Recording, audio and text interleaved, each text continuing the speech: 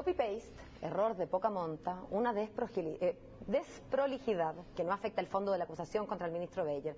De todos se ha escuchado estas últimas horas, ¿no?, sobre este error que quedó en evidencia y que adolece la última parte de esta acusación constitucional que confunde o le pone algunas atribuciones del Ministerio del Interior al ministro de Educación. En el fondo se notó que se copió la copy-paste de la acusación contra el ministro Hinspeter. Bueno, en todo caso, este escrito va a ser revisado por el Senado el martes, el 16 y 17 de abril. Y para conversar más sobre este tema nos encontramos ahora con el diputado Gonzalo Arenas de la UDI, que le damos la bienvenida. ¿Cómo está, diputado? ¿Cómo está? Buenos días. ¿Qué tal, diputado? Muy bien. ¿Cómo se enteró usted de este error, de esta desprolijidad o como quiera llamársele? Por la prensa, como casi todos los chilenos. ¿En el Mercurio? En el Mercurio, en el titular, y por supuesto que todos partimos a revisar el detalle, ¿cierto?, de la acusación, y efectivamente ahí hay que reconocer, y yo reconozco también como abogado, que no nos dimos cuenta. Cometimos un error que yo considero que es grave y hay que asumirlo como tal. Pero una vez conocido ese error, yo creo que es necesario rectificarlo. Y eso es lo que estamos pidiendo ahora. ¿Cómo hacemos para que la institucionalidad no se violente de esta forma? ¿Qué objeto tendría, diputado, enderezar este error? En el fondo, hacer las 8 líneas que están mal escritas, escribirlas bien. El descrédito de la Cámara, no se lo digo yo, se lo dicen las encuestas, es total y absoluto. En las últimas semanas ha estado más la Cámara en la palestra por cosas que en general a la opinión pública no le han parecido muy auspiciosas ni dignas de orgullo. Luego vemos que esta acusación se estudia por 9 meses, se redacta, se presenta, se estudia en la comisión, se vota en la comisión, se estudia en la Cámara, en la sala, se vota en la sala, la estudian abogados particulares que representan al ministro. Bueno, lo cierto es que desprolijos fueron todos porque nadie se dio cuenta. Y ahora arreglarlo cuando sabemos cuáles van a ser los votos. ¿Usted cree que va a cambiar en algo si es que se cambia estas 5 líneas? Lo que pasa es que la institucionalidad en el país se defiende y se respeta por el actuar de todos los protagonistas de la política. Yo creo que hoy día, conociendo que en una parte tan importante del escrito como es el petitorio, que todos los que estudiamos derechos sabemos que es la parte que se somete a consideración del tribunal, es decir, es lo que determina el ámbito de competencia sobre lo cual va a juzgar un jurado como hace el Senado. Está mal hecho, no se puede violentar de tal forma esa institucionalidad para conseguir un fin político. Perdone que insista, yo entiendo, en el fondo podría producirse hasta un vicio de ultrapetita, si es que el Senado aceptara aceptara una petición que no se le ha hecho en el fondo, porque el petitorio está malo. Pero ¿usted de verdad cree que a efectos de la opinión pública, porque finalmente la institucionalidad no se valida ante Dios, se valida ante nosotros, los ciudadanos, ¿usted de verdad cree que esto va a hacer alguna diferencia en el respeto o disrespeto que tengamos hacia nuestras institucionalidades y en concreto hacia el Poder Legislativo? No sé si va a producir alguna diferencia, pero al menos nos va a permitir hacer lo que es correcto y lo que es conforme a la Constitución. Y yo creo que eso es lo importante. Si la opinión pública está bien, que nos juzgue, que lo hicimos mal, pero yo creo que es aún más grave y aún mayor descrédito seguir en el error y persistir en el error. Que sabe que, diputado, yo encuentro insólito que se habla aquí de un error si estamos hablando de un copy-paste. O sea, es que ¿de qué error estamos hablando? Y perdón que se lo diga en esa forma. Cuando uno va al colegio, alguien hace copy-paste y lo mandan a la rectoría y mandan a llamar al apoderado con casi que lo pueden echar del colegio. Un copy-paste a la universidad significa que te puedan echar de la carrera, porque no está permitido en ningún lado.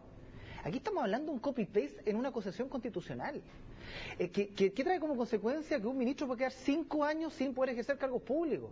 Y hablamos de un copy-paste, o sea, ¿de qué estamos hablando? Eso es un error en no haberse dado cuenta, pero lo mínimo es saber quién fue el que hizo el copy-paste. ¿Quién lo hizo? Es que ahí usted hace una descripción. ¿Quién la concertación. No, o una que lo redactó, alguien lo tiene que haber puesto ahí. Sí, bueno, yo probablemente no sé ni siquiera un diputado. Eso hay que preguntárselo a los diputados de la concertación que firmaron esa acusación constitucional. Ahora, el error que nosotros cometimos como alianza no fue el copy-paste, fue no darnos cuenta del copy-paste. El que cometió el error más grave, que es haber hecho un copy-paste, son los parlamentarios de la concertación que presentaron esta acusación constitucional y que hoy día persisten en ese error. Oiga, y sabe que yo no puedo no preguntarle el tema de Enrique Barros. Ciertamente no está en discusión en su calidad de diputado, él no es diputado, su sueldo, digamos, no es con los impuestos de los chilenos. Pero, bueno, llama la atención, desde luego, que el abogado, el defensor, no lo haya notado, y él dice que sí lo notó. ¿Usted le cree?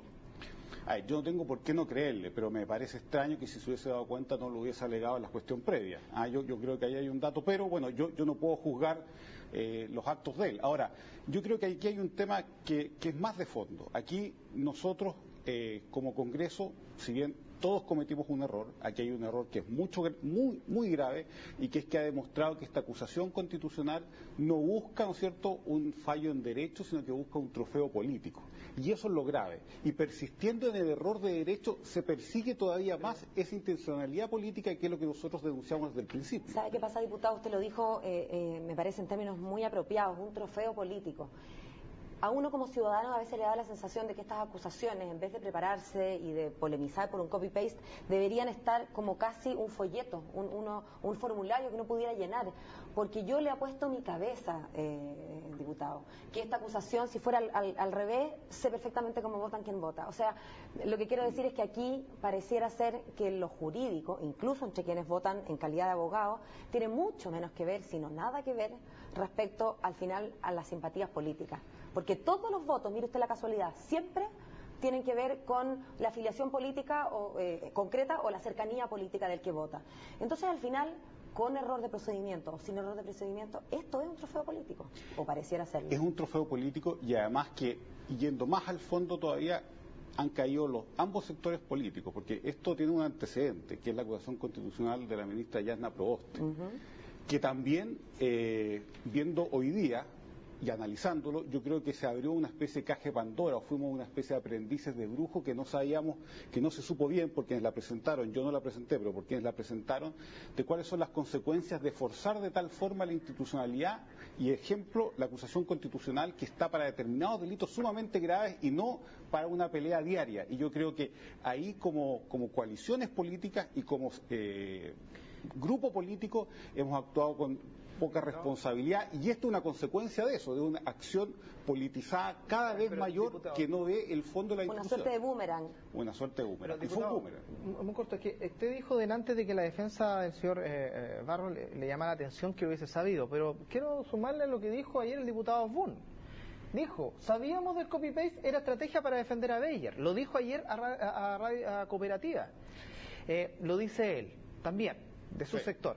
Entonces, me sumo a lo que dice Paula. Parece que este trofeo político al final deforma tanto el fondo de las cosas que llegamos a este nivel de declaración. O sea, validar un copy-paste como una forma de defensa. ¿Tan así llega todo esto? Bueno, para algunos llega a esos niveles, y eso habla de la decadencia un poco de la politiquería por sobre lo que es el estudio racional de los antecedentes. Ahora, yo al menos no sabía el copy-paste, la mayoría de los diputados de la alianza con los que yo he hablado no sabían del copy-paste y nos pidió... ¿Cómo se explica que su jefe de bancada, de su mismo partido, haya sabido y no se lo haya comentado?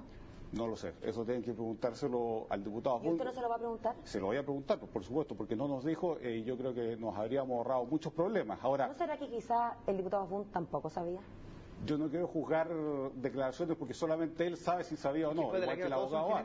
Claro, lo que yo sí puedo hacer es dar mi testimonio, que yo no sabía, la mayoría de los diputados con los que conversé no sabía, el que fue presidente de la comisión acusadora, que es el diputado Cristal Letelier, que es un gran abogado, yo diría que es el mejor abogado que tenemos en la bancada de la UDI, tampoco se percató del error, y por lo tanto yo creo que aquí hay que asumir primero que cometimos un error, y bueno, y es así. Lo peor es persistir en ese error o tratar de creer que la gente es tonta y se dar cuenta que nosotros teníamos una especie de arma estratégica para ocupar en el Senado, porque eso, creo yo, en mi opinión, no es real. Ahora, lo importante es, conociendo el error, sabiendo que está mal hecho, no podemos persistir en ese error, porque en el primer caso puede haber ignorancia, puede haber negligencia, pero persistir en el error ya es doloso, hay una intencionalidad de burlar lo que es la acusación constitucional propiamente tal, y por eso es tan importante que podamos arreglarlo. Lo dijo el ministro de Estado ayer, esto es inédito en la institucionalidad chilena, nunca había ocurrido. Nosotros estuvimos estudiando a ver cuáles eran las posibilidades de cambiar un poco la decisión de la Cámara. Pensamos en el Tribunal Constitucional, es muy difícil, pensamos en la Corte Suprema, es más difícil todavía. Lo único que va quedando es el Senado, y que yo espero que actúen con racionalidad. Y si es inédito, ¿por qué no se hace otra cosa inédita que presentar otra acusación mañana con el petitorio correcto?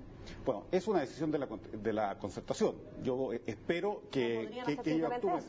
Yo creo que por el bien de la democracia, por el bien de las instituciones, deberíamos hacer algo bien hecho. Pero yo veo que está el fanatismo y el bandidaje político por parte de algunos parlamentarios de la Concertación que han insistido en esto, a pesar de que muchos en la propia Concertación se oponían a presentar la acusación constitucional, que yo veo que al menos en la Cámara no hay vuelta atrás. Por eso yo espero que el Senado lo dice muy claro la Constitución. La función del Senado es declarar si el señor Bayer es culpable o no de lo que se presenta en el petitorio. Nada más. Como jurado. Como jurado, es decir, sí o no. No es que queremos interpretar, queremos buscar el fondo, no, sí o no.